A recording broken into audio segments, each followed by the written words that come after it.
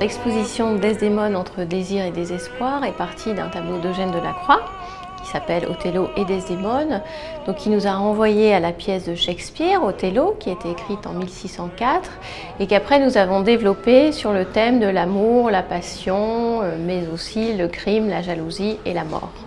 Eugène Delacroix a assisté en 1824 à la représentation de cet opéra. Et le tableau en question, que l'on expose, nous montre un moment de l'opéra, puisqu'il y a une lyre, il y a un petit détail qui fait qu'on n'est pas tout à fait dans le théâtre, bien qu'on soit dans un théâtre, physiquement, on est surtout dans l'opéra, on est dans la musicalité. Lorsque le visiteur arrive, la première chose qu'il perçoit, ce n'est pas une image, c'est un son. Et le son en question, c'est celui de la voix de Louise Bourgoin, l'actrice qui a, comme ça, endossé, je dirais, le manteau ou le non-manteau de Desdémone pour enregistrer à la fois le désir et le désespoir. Nous plongeons le spectateur dans un espace assez sombre, comme dans les coulisses en fait, d'un théâtre, avec des œuvres dans lesquelles il faut s'approcher au plus près pour pouvoir les observer, scruter les détails.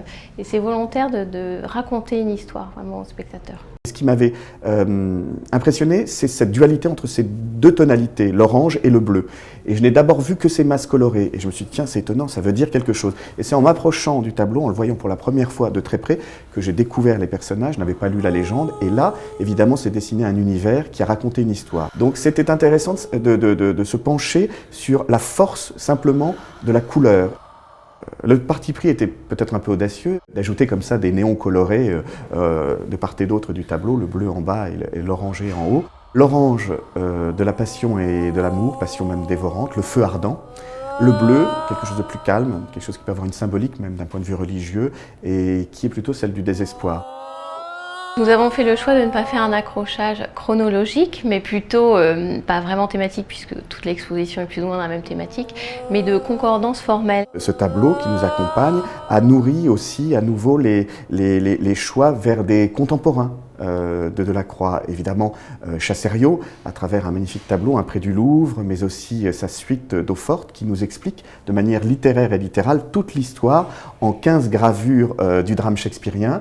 Il y a des artistes plus fin du XXe siècle, il y a le chef-d'œuvre de Cézanne prêté par Orsay, un bronze de Picot, le bois de la Combe, donc on oscille comme ça et tout ça vient fonctionner et donner des répliques aux artistes qui sont présents comme Guillaume Bresson, Éric Nusbiker, Adrien Couvrat, Jürgen Gerner. Il y a un très bon exemple à citer et je pense un dessin de Camille Enrault qui est disposé à côté d'un autre dessin de Pablo Picasso et d'une œuvre de Paul Cézanne et qui montre donc des corps de femmes renversées, donc sous la violence que l'on peut imaginer d'Othello. C'est un dessin de Picasso de 1903 qui s'appelle La femme étranglée, un dessin à l'encre. Il fallait qu'il soit immédiatement mis en écho avec sa partie colorée, puisque là on est en monochrome, encre un peu brun fané, si je puis dire. Il fallait qu'on ait écho sur ce tout petit tableau de 1875, qui est un petit chef-d'œuvre de Paul Cézanne, qui est aussi appelé La femme étranglée. On savait que Picasso était un grand admirateur de Cézanne, mais fort est de constater qu'il a été jusqu'à, à mon humble avis,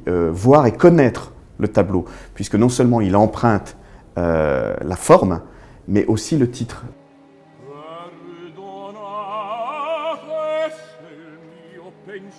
Il y a ce dessin de Picasso qui est mis en vis-à-vis d'une plaque de béton de 1940 qui représente une très belle femme, une odalisque aux courbes serpentines, prisonnière en fait de ce bloc de béton qui est fait en taille directe avec cette polychromie où ces deux couleurs principales sont à nouveau l'orange et le bleu, le désespoir et la passion réunis une nouvelle fois. Ce dessin de Picasso de 1909, qui est une femme allongée, dont on en fait une magnifique Desdémone, prisonnière de ces traits d'encre un peu noircis, comme un sang séché. Guillaume Bresson a réalisé 2 toiles spécialement pour l'exposition. L'une d'elles est un corps féminin qui chancelle, donc on ne sait pas si elle danse, si elle trépasse, et finalement qui fait le lien avec un tableau de Chassériau. Il a également réalisé une grande toile faite d'architecture qui reprend une vue de mer très sombre, très angoissante, donc pour laquelle c'est plutôt inspiré du film d'Orson Welles qui s'appelle Othello, ou également d'un livre de Julien Gracq. Donc c'est pas une interprétation littéraire et littérale de la pièce de Shakespeare, mais c'est plus sur l'angoisse et l'attente, et ce qu'elle donne à voir, donc cette mer un petit peu déchaînée, très sombre, avec une architecture qui peut sembler comme un grillage aussi, donc qui est une autre interprétation de la lecture de la pièce. Il y a Rien Couvra qui fait ce rideau de scène coloré en multiples triptyques. C'est justement le côté changeant des couleurs. On passe d'une couleur à l'autre avec le déplacement physique.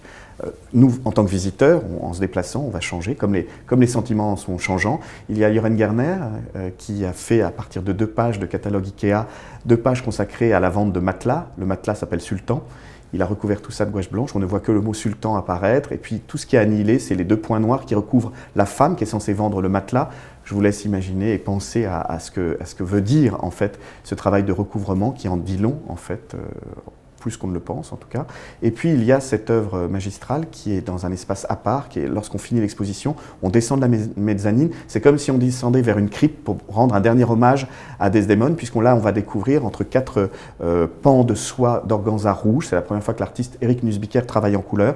Il y aura une petite vitrine dans laquelle, sous un voile de soie, se trouve le crâne, un crâne possible de Desdémone entouré de sa brigade de mouches, de cette armée de mouches. Et donc c'est un hommage rendu en fait à la figure féminine du drame shakespearien. Voilà 3 artistes qui ont bien voulu jouer le jeu jusqu'au bout et nous donner à voir leur vision, leur interprétation du drame de William Shakespeare. Nous avons choisi d'appeler cette exposition Desdémone plutôt qu'Othello, puisque l'une des interprétations de la pièce de Shakespeare est qu'il aurait choisi de montrer la condition de la femme au tout début du XVIIe siècle. Donc il aurait pris un parti pris presque féministe, même si ce mot peut sembler anachronique. Donc, nous avons beaucoup d'artistes femmes qui ont travaillé donc sur cette thématique de la passion, l'amour, et des œuvres aussi engagées comme la vidéo de Lily Reynaud-Devoir, qui est une réflexion, qui est un dialogue avec Joséphine Baker et une réflexion sur le corps de la femme, donc qui peut être désiré mais aussi maltraité, et qui interroge également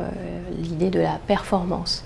Dans la vidéo d'Émilie Pitoisé, c'est un peu la revanche de Desdémone, puisque c'est un cheval qui est tenu en joue par une femme, voilà, qui le tient en joue par une chambrière et un pistolet, donc qui à nos yeux représente une menace, mais qui pour le cheval, on se demande si elle en est vraiment une. Nous, ce qui nous intéressait, c'était de montrer que cette femme avait vécu, avait connu la passion, avait aimé terriblement et avait finalement été la victime de cet amour. Donc c'était intéressant de mettre en avant, voilà, Desdémone, qui justement était prise entre le désir, malgré tout, on parle du désir, pour finir sur le désespoir.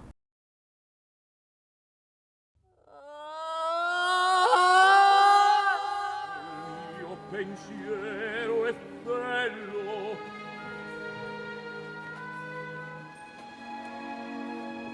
quello vi